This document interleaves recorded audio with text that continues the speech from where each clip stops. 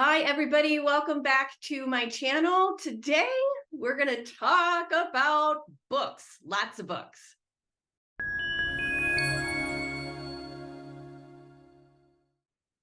Hi, everyone. My name is Julie Hirt. I am a certified soul level animal communicator and a certified soul level intuitive coach. And today we're going to talk about so many books because I haven't had a chance to do the videos because I've been reading all these books. And as some of you may know, I am a huge reader. I'm also playing around with being a writer myself. So I wanted to share a lot of books with you today. There's been a lot that have really impacted me, that have really kind of left a mark on my heart and soul, if you will. And what's really, really cool to me is that whatever I'm reading, the animals and the guides in my readings with all of you actually harness those quips, or harness the information that I've learned, or harness the history that comes with them. Somehow they use this like library that's up there and share that with you in an effort to be able to get their point across as to what they're trying to say. So while that also happens, I just love books. What better way to learn about the world, about humanity, about animals, about other cultures, about what could possibly be beyond the human existence. Books are just everything to me. So we're going to talk about a lot of books today. And I would love it if you always tell me, either give me some book tips too, because I'm always looking for something good to read, as well as anything that you guys think about the books that I'm about to share.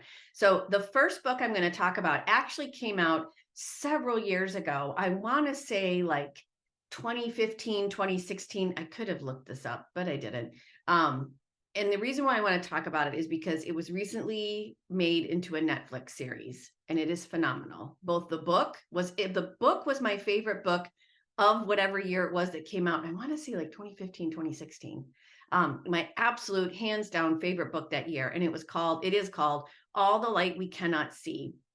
I'm sure many of you have heard about it. I'm sure many of you have read about it. The author is Anthony Doerr. It's Doerr. He has another book out called Cuckoo Land. I have not read it yet, so don't tell me anything about it yet. It's in my drawer of books to read. But anyway, All the Light We Cannot See. I loved this book. And it's one of those that when you're finished with it, you can't get it out of your head.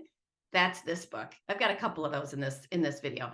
That's this book. But I wanted to let you know that if you haven't seen the Netflix series, I highly recommend it. For the most part, it stays really true to the book. And they actually worked with Mr. Doerr to make sure that the story was true. They had to change up a couple things, of course, because visual narration can be rather different than on the page narration. However, it's really, really good. And for me, from the work that I do, what I really love about this is how music, radio,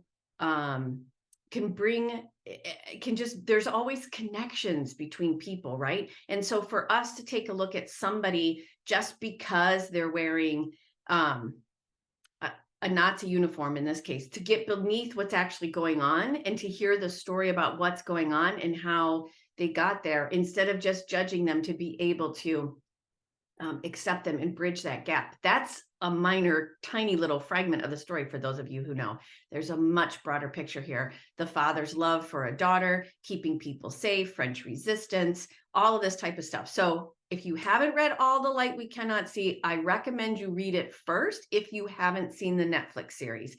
And if you've read it, watch the Netflix series. It's really good. It's only 4 episodes. I also have to give a shout out to Mark Ruffalo, one of my favorite actors from Wisconsin. We lived in Wisconsin for 13 years, so I feel a little Wisconsin blood there.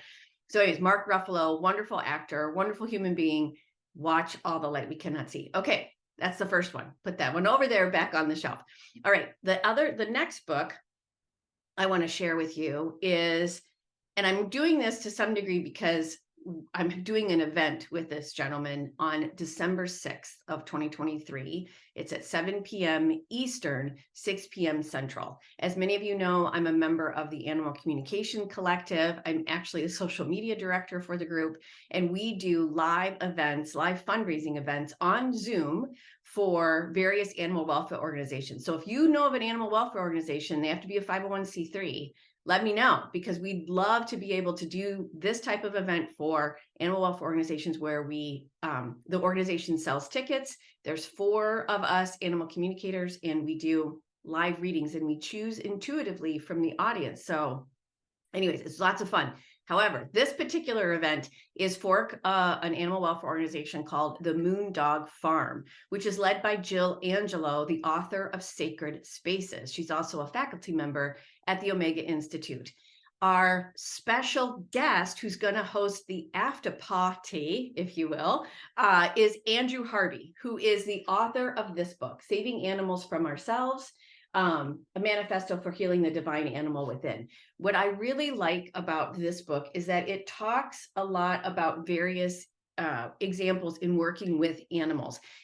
He can have sometimes a little bit of a different take because he's going in a different direction. He's overall a mystic, spiritual leader and things like that. So there's a lot of stuff in there as far as that goes, which is also really interesting. So just wanted to make you aware, Saving Animals from Ourselves. Andrew Harvey is the guest host, special guest star of the after party with the event I'm doing with my friends from the Animal Communication Collective, the fundraising event for Moondog Farm. I will leave a link to tickets in the show notes, but just know everybody's welcome. Tickets are only $25, and every single dime on every ticket goes directly to Moondog Farm. We do all this for volunteer work, so you're doing a good cause. Plus, you can buy raffle tickets to win a free reading with me. So just know that too. Okay. So the next book I want to share with you is called Our Wild Calling from Richard Louv. He's written a lot of books. To me, he reminds me a lot of Barry Lopez. If you haven't had a chance to read Barry Lopez, also highly recommend it. Nature Writers. He talks a lot about how, and so many of us know this, right? Connecting with animals can transform our lives is the subhead, and save theirs. So again, along the lines of Andrew Harvey, he's actually really introducing people to how being in nature, connecting with wildlife, connecting with the birds and whatnot around you can open up your eyes to our connectedness, our place in this world, our responsibility to this world, to this planet. So if you have someone who's interested in starting to explore getting outside and being connected to nature, this is a really good book. Highly recommend it. Great Christmas gift too. Hanukkah gift, just saying. All that coming up here too. Just know that. So there's that one as well. So we're going to put that over this side. Okay, this one I have to do a little bit of preferencing for. So this particular author is actually a hero of mine. And I say hero now with like a new kind of look at that word, but he's someone that I've admired since the moment I saw him grace my television screen when I was 15 or 16. I can't remember how old I was. When I grew up, where I did a lot of my growing up was a small community here in West Michigan, and we actually weren't allowed to have MTV at the time. So I had to watch music videos that were coming out. It was all the rage, right? This is like 1983, all the rage, 1982, 83. I had to watch videos, like I had to stay up really late at night. And I think it was TBS or something would have them on really late at night, like at midnight. So I would stay up on Friday and Saturday and watch all my videos because I couldn't get MTV. We weren't allowed to have it in my town. But when I went down to see my grandma and grandpa, they had MTV. And so while they were doing whatever with my parents, my sister and I would hang out and watch MTV. One of the very first videos I ever saw was Two Hearts Beat as One by U2. And they quickly became my absolute favorite group. I am still an absolute loyal fan. I'm a member of their fan club. I love them. So I have to just give a shout out to Surrender by Bono. Yes, it came out a year ago. Actually, a year ago this month. It took me a while just to read it because I really wanted to savor it. I read it. I listened to it because he was on Brené Brown's podcast, and she said, listen to him read it as well as read it, because he also, in the audio version, there's music, their music, I should say, along with it. And then he's also, when you read it, there's also drawings and whatnot in here. I love this. He is a poet, right? I mean, he writes songs. I guess I shouldn't have been surprised about this, but to some degree I am.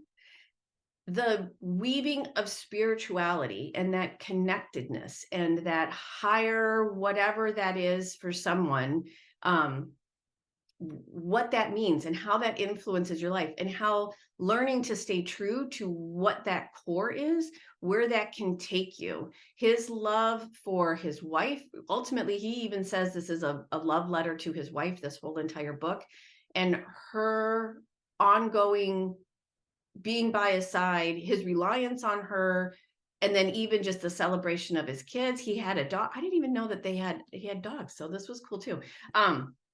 But it was the spirituality aspect of it, and that constant like checking in with what is really the right thing to do here, what is the right way to move forward here. And it just, so it's the connection to the divine, but it's connection to the bandmates and how 4 of them set up, plus Paul McGinnis, their manager, his connection to his wife, his kids. This is connection, as well as his mom. As many of you know, his mom passed away when he was a boy, and that trauma and how that he experienced and how that rippled through the rest of his life. So I find this book really interesting from a soul level intuitive coach perspective. When I look at also the other books that I've talked about this past year, like The Myth of Normal from Dr. Gabor Mate, as well as Prince Harry's book, Spare, this influence of trauma on one's life, but also then this connection of a deeper spiritual calling. And how do you tap into that, hear that, allow it to guide you and move forward? I really, really, on so many levels, enjoyed this book. And I know I'll be reading this many times throughout my life. I feel like there's just a lot of layers there. And I didn't get to all the layers, of course, because I'm just currently, as any of us know that are going through our journeys, we may not be ready to hear it at that time. I'm also learning that he's a huge fan of many of the other people that I'm a fan of, like Father Richard Rohr, clearly Brené Brown, and other things like that. So it was wonderful read. Even if you're not a huge fan of U2, just from a human perspective, this is a really good book. Just like if you don't quite buy into the Prince Harry, Meghan Markle story, that's okay. From a human perspective, the story that both of these gentlemen have to tell, I highly recommend it. So that's another good Christmas gift, by the way. And I do recommend the audio as well. Okay, so a couple of the next books that I have, I actually borrowed from the library. So I don't have them with me because they had like a waiting list a mile long. But I do want to bring them up, and I'll leave them in the show notes. So the next one I want to talk about is called The Covenant of Water by Abraham Verghese. Beautiful novel. If you haven't read his early novel called Cutting for Stone, Cutting the Stone, Cutting for Stone. I thought it was Cutting. Sorry. I will put that in the show notes too. Highly recommend that one too. I actually came across that one in the library when I lived in Wisconsin. I remember walking through the new releases section, and I saw it, and it's, that thick. And I was like, ooh, something just drew me in. Oh, that's another one of those where, like, All the Light We Cannot See. That's another book that when I put it down, it's just left a mark on me, and I've never, ever forgotten it. And I tell everybody about it. This is no different. The Covenant of Water, was actually chosen by Oprah as one of her book picks. And she did a series of podcasts with the author, which I highly recommend listening to as well after you've read the book. Or if you like to read along as they're reading along, that's fine too. Really enjoyed this. I love stories that also teach you about a time and a place. This is one of those books. It takes place in, I'm going to get it wrong. It takes place in India. It takes place in Southwest India, I believe, and through a span of generations and time. The role of women, the role of medicine, the role of women in medicine, the role of art, the English, and then the Indians from India taking their country back, or working towards doing that, if you will, or overthrowing of colonialism. All of these are all layers. And at the same time, there's just this strong thread of connectedness and human connectedness, and what it means and what it all means, and what water plays in all that. Beautiful, gorgeous read. The Covenant of Water from Abraham Verghese. Another great Christmas gift to add. If you're asking for books, I would put this one as a total ask. It'll still be in hardcover. It's wonderful, and I highly recommend it. And I do believe if you listen to the audio version, I think the author reads the audio version. So just know that. But I'll also put I'll also put in the link, the notes to Oprah's podcast, so you can follow along with that too. The Covenant of Water, wonderful read, especially if you live in the northern hemisphere, northern hemisphere, and it's going to start snowing. Book to read when it's snowing outside with the fireplace on and your dogs all around you, or cats or lizards, whichever you have all around you. Highly recommend it. Okay, let's see. Okay, the next book. I don't mean to, I know I'm just going to get her name wrong. I came across this. I love to pick up Book Page. It's a little magazine that my library will distribute, and it talks about all the new releases. And this book was in an edition of it. And because it has to do with Alaska, and it was written by an Alaska native, and it's got an Alaska native culture in it, I'm just, oh my gosh, sign me up. I also have a grandson, and so I'm always looking for books to help share with him what my husband and I experienced while we were living in Alaska a little bit, because we're still exploring more. This book's a little old for my almost 6-year-old grandson, but someday it's going to be a good one. And the book's called Eagle Drum, and it's by, this is where I'm going to say her first name. I'm probably going to mispronounce it. Nazukrak Rainey Hobson. Put it in the notes below. I believe she's a Nupiaq, which is the indigenous population from the most northern, I will say, Alaska. I could be wrong. They can correct me. But I know, like, from Uktiavik, which was formerly called Barrow, Alaska. Uktiavik is part of a Nupiaq homeland. And that's where this book takes place, in the Arctic of Alaska. So for those of you who don't know, Alaska, not all of it is in the Arctic Circle. However, Alaska is the state that makes us an Arctic nation. Just know that. It's a whole thing. And it's a whole policy, foreign policy, diplomatic thing too. Just know that too. Anyway, that's not anything to do with this book. This book is the story of a young, I'll say young man, although he's probably an older boy, if you will, but young man who is taken, I'll say, by eagles in an effort to teach him the importance of connecting with fellow humans, fellow clans, fellow tribes, as well as animals. I say to animals. I don't know if that's her intent, but that's how I'm reading it. It's steeped in Inupiaq legend, Inupiaq storytelling, Inupiaq lore. And it's just but one story from their culture. And I hope, if you are listening to this, Ms. Hobson, that you write more, because it's beautiful and I love it. And she illustrates the book too. And her drawings, or her painting, beautiful. Highly recommend it. It's not very long. It's a wonderful read. If you're a child at heart, which I hope all of you are, highly recommend Eagle Drum. I'll put it in the show notes. If you have a young adult in your life who you feel may benefit from that, maybe even if they like graphic novels, because there's enough drawing in it, but it's just a fantastic story. And it's one I think that so many of us need to learn. We need to learn more about the Native American culture and the storytelling that they did and still do. And highly recommend it. Eagle Drum. Okay, that's Eagle Drum. Then another really good story that I recommend too, and this is a little bit of a different shift. This one actually, for the most part, takes place in Michigan. And for those of you who don't know, Michigan, particularly northern Michigan, is well known for its cherry farming, as well as apples. I actually live near a town called Fruitport. Original. Anyway, so, but this book is called Tom Lake, and it's by Ann Patchett. And if you haven't read Ann Patchett before, highly recommend it. She actually owns a bookstore in Nashville, Tennessee, which I've had the pleasure of visiting. I love going into independent bookstores, particularly those that are owned by authors. Elise Airdrich owns a bookstore called Birch Bark Books in Minneapolis, Minnesota. So there you go. You got 2 author-owned independent bookstores. Tom Lake, Ann Patchett. If you haven't read her before, highly recommend it. Even her nonfiction essay work, very good. Bel Canto, very good. But this is Tom Lake. And this is just a wonderful story about a woman finding her place in the world, and as well as celebrating her family and it's about cherry farming and all the things. Just a delightful read. Really good, I think for also holiday reading is too. But it's also connections to people and how it weaves through from your past through your present and what that all means. And can you even forgive somebody too? There's a little bit of forgiveness thread in this book too.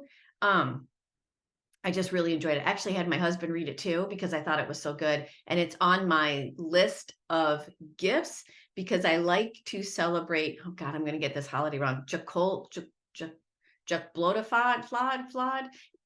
In Scandinavian countries, they give books on Christmas Eve as gifts so that then Christmas Day, everybody spent reading. My kind of holiday. Joklola Flod. Oh God, I can't do it.